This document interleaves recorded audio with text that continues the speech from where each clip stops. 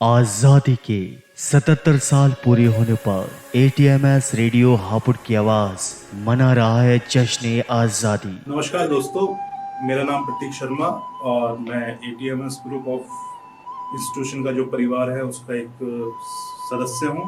और जैसे कि जश्न आज़ादी का एक महोत्सव एटीएमएस रेडियो हापुड़ की आवाज़ के द्वारा जिसका आयोजन किया गया है, उसमें मुझे भी इन्होंने अपनी बात रखने का अवसर दिया। इसके लिए पहले तो मैं इनका कोटि कोटि आभार प्रकट करता हूं। और दूसरी बात यह है कि अब 15 अगस्त 2024 को हम अपनी आज़ादी के 77 ईयर कंप्लीट होने पर 78वां स्वतंत्रता दिवस मनाने जा रहे हैं।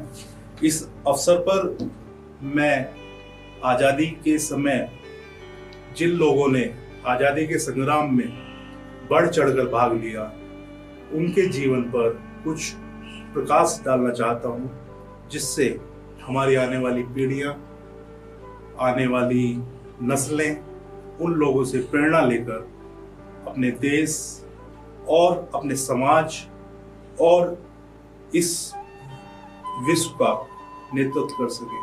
तो इसी कड़ी में जिन्हें हम लोग शहीद आज़म के नाम से भी जानते हैं, मैं उनके बारे में कुछ बताना चाहता हूँ। सरदार भगत सिंह, जैसा कि आप सभी को पता है कि सरदार भगत सिंह ने देश की आज़ादी में बढ़ चढ़कर अपना भाग लिया और अपना सर्वोच्च बलिदान, अपने प्राणों की आहुति देकर इस देश की स्वतंत्रता के लिए दिया। भगत सिंह का जन्म पंजाब प्रांत में हुआ था और वो शुरू से ही उनके मन में अंग्रेजी हुकूमत के प्रति जो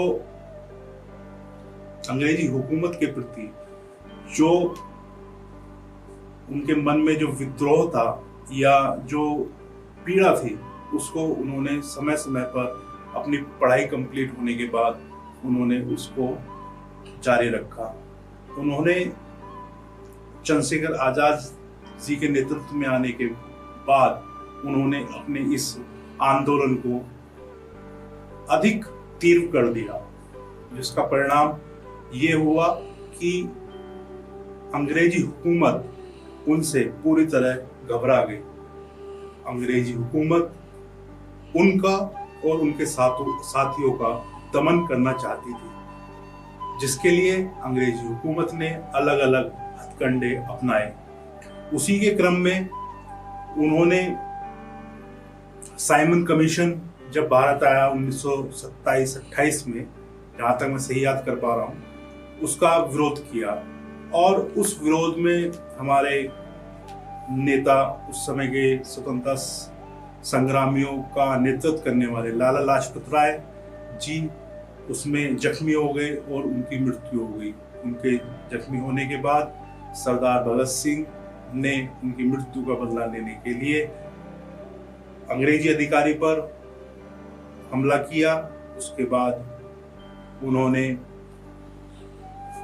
उस समय की अंग्रेजों की जो कोर्ट हुआ करती थी और जो न्यायालय हुआ करते थे, उसमें बम फेंका और इनकलाब जिंदाबाद के नारे दिए। उसी क्रम में आगे चलकर उनको जेल हो गई और सुखदेव, राजगुरु और भगत सिंह, इन लोगों को 23 मार्च 1931 में फांसी हो गई।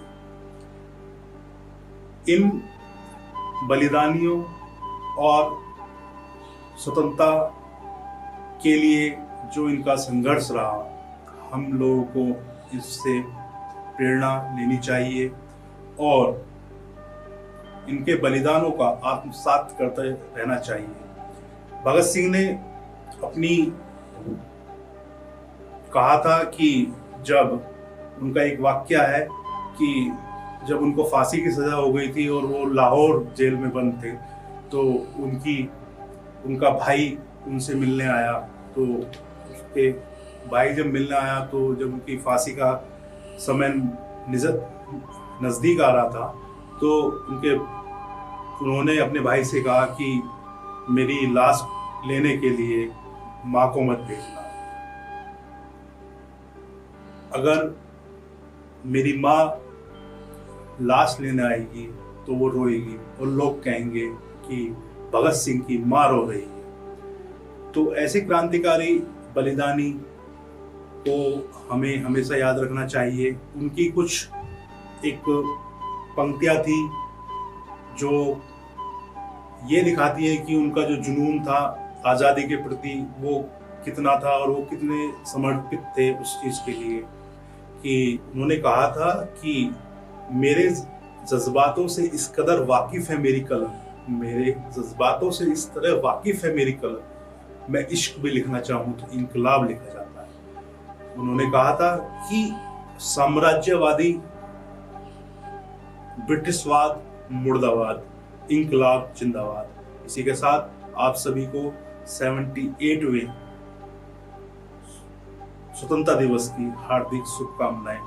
धन्यवाद। इनकलाब जिंदाबाद।